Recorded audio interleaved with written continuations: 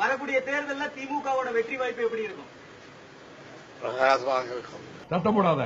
இது தேர்தல் அல்ல, யுத்தம், போர், தர்மத்திற்கும் அதர்மத்திற்கும் நடக்கின்ற யுத்தம், போர். அம்பின் நுனியும் குருவியின் கழுத்தும் தான் உன் கண்ணுக்கு தெரிய வேண்டும் அர்ஜுனா.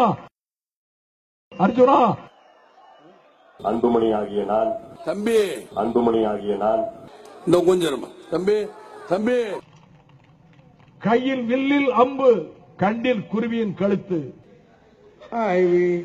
எனக்கு அப்படித்தான் தெரிகிறது என்றாரே அண்ணா சொன்னார். எப்படித்தான் அதை கொண்டாந்து எனக்கு கொடுத்தீங்கன்னு தெரியல. பொருத்தமா இருக்கு. அன்புமணி ஆகிய நான் கீழ்கண்ட வாக்குறுதிகளை நிறைவேற்றுவேன் என்று தேசத்தந்தை மகாத்மா காந்தியடிகள் உருவப்படும் முன்பாக உறுதியேற்கிறேன். என்ன தெனாவட்டு திமிரு. அரசியல் என்பது என்ன இருக்கு? நாங்க வாரம் செய்யறோம், நீங்க வந்தது போதும் செஞ்சது போதும் போங்க. யாராது யாதும் ஊரே யாவரும் கேளீர்னு பாடினா யாராது உள்ள வேண்டா கத்துறது? புரட்சியாளர் சுபாஷ் சந்திர போஸ் சொல்லுகிறான், என் அன்பிற்குரிய சொந்தங்களே, என் அன்பான மக்களே. இப்ப சொல்லிக்கிட்டே இருக்க அறிவு கட்டவீங்களா? சொல்லிக்கிட்டே இருக்க கேட்க மாட்டா இருக்கிறவங்கள சும்பையலா. நான் இப்ப பெரிய பாடகர் ஆயிட்டேன். இப்போ எங்க போனாலும் இப்ப பாட சொல்லிடுறாங்க.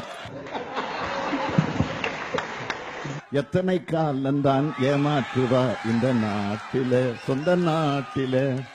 சத்தியம் தவறாத உத்தமி போலவே நடிக்கிறார். சமயம் பார்த்து நல்ல கொள்ளையும் அடிக்கிறார்.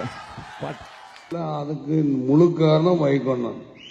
இந்த நாடகத்திற்கும் அனைத்துக்கும் முழு காரணம். இதுவரைக்கும் நாடகம் பார்த்து ரொம்ப நாள் ஆச்சு. இந்த நாட்டிய நாடகத்துக்கு இடம் தந்த நாரத கான சபா நிர்வாகத்தினருக்கு நான் நன்றி தெரிவிக்கிறேன்.